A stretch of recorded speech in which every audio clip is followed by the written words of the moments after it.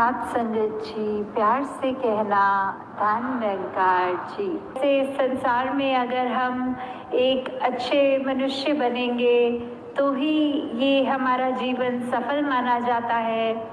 कैसे हम अगर आए हैं तो हमारे जीवन की घड़ियां तो सीमित ही हैं, तो हमने जितना जीवन है उसको एक अच्छा जीवन कहलाने के लायक बनाना है तो क्या करना है। उसमें हमें ये अपने आप की सबसे पहले पहचान करनी है कि हम एक मनुष्य के शरीर में हैं, तो क्या हम सिर्फ शरीर ही हैं या कुछ और हैं।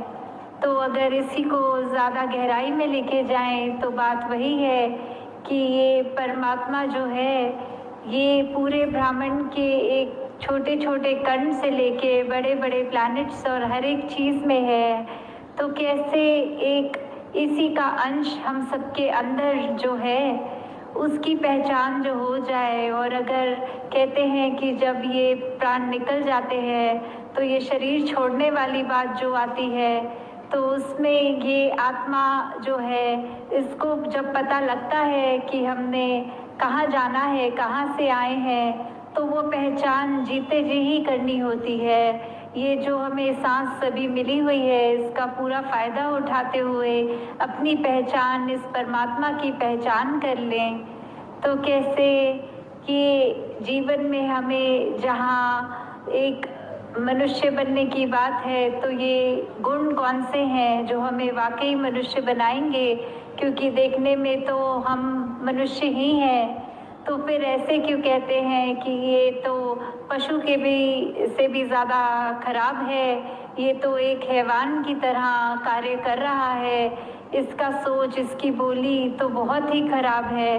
तो ऐसा क्यों होता है कि हम मनुष्य हैं फिर भी ऐसा व्यवहार करने लग जाते, भी बताना मुश्किल है। ये तो बहुत ही ऐसी बातें बोलता है जो मन को ठेस पहुंचती है या कुछ ऐसा कार्य करता है जो अच्छा नहीं होता।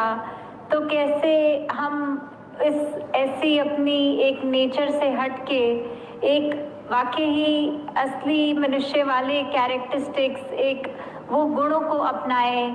कैसे प्रेम, प्यार, निम्रता, समझते हुए दिल को इतना विशाल बनाना, एक नफरत की जगह सिर्फ एक हर एक के अंदर से खूबियाँ छांटनी कि हर मनुष्य में कोई भी कमी अगर है तो उसको ना देखते हुए सिर्फ उसमें क्या गुण हैं जो हमें भी अपने जीवन में लागू हैं, वो गुणों की ओर ध्यान दें।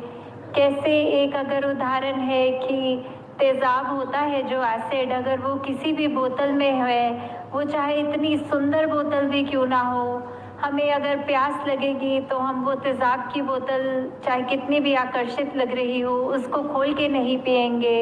हमें तो पानी चाहे ऐसी बोतल में भी मिल जाए जो दिखने में बहुत ही खराब हो, पर हमें पता है पानी के गुण क्या है, ये पीने से हमारी कैसे प्यास बुझेगी।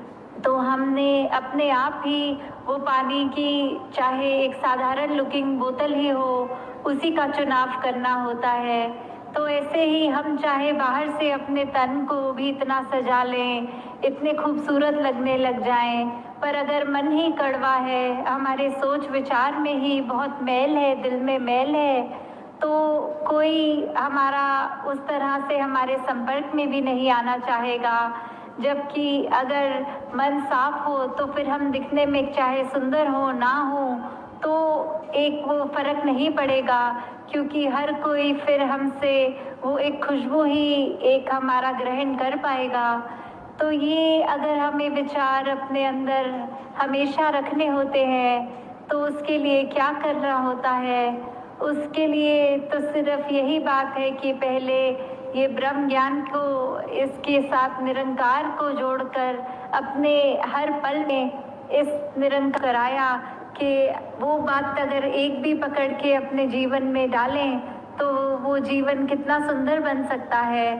कैसे इस परमात्मा के साथ अगर ये लिव जुड़ जाए, ये एक लगन लग रही है, तो भक्ति वाकई ही हमारी इसमें हो रही है जीते जी। तो ये तो एहसास वैसा एहसास है जैसे एक माँ होती है, उसको अपने बच्चे को याद करने के लिए कोई खास समय नहीं निकालना पड़ता।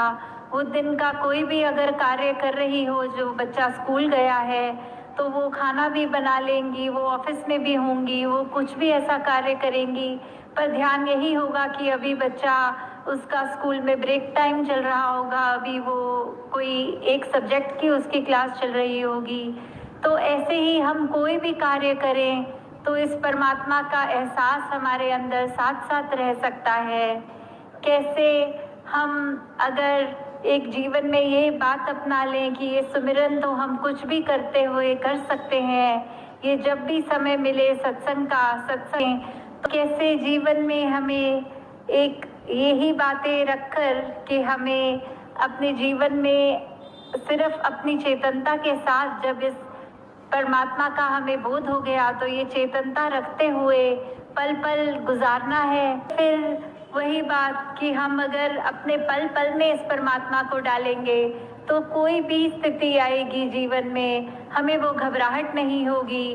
वो परमात्मा हमारे आगे कोई भी एक परीक्षा रखे, उसमें हमने वो सही कर्म करना है, सही सोच रखनी है, सही व्यवहार रखना है, तो फिर हमें वो परमात्मा के सरप्राइज टेस्ट से भी डर नहीं लगेगा और हमें हर स्थिति में पता लगेगा कि ये संतमति है, ये ही मार्ग है, इसको अपनाएंगे तो सब कार्य अपने आप एक सहज भाव में अच्छे अच्छे होते का और समय नहीं लेगी। तो दासी इन्हीं शब्दों से आपसे आज्ञा लेगी कि दातार हर एक पे कृपा करे कि ये भक्ति भरा जीवन हर एक के हिस्से में आए, वैसे ही ये परमात्मा का सुमिरन अंदर चलता रहे। साथ संगत जी, प्यार से कहना, धन निरंकार जी। एक तू ही निरंकार, परम पिता परमात्मा से नाता जो जुड़ जाता है, एक घराने जैसा सारा जहाँ नजरे आता है। एक के नूर को सबके अंदर दिखने सब लग जाते हैं, भाईचारा से रहने का मन में भाव बनाते हैं। नहीं विषमता रहती मन में, निवास होता समता का। सुंदर एक नजारा बनता, अनेकता में एकता का।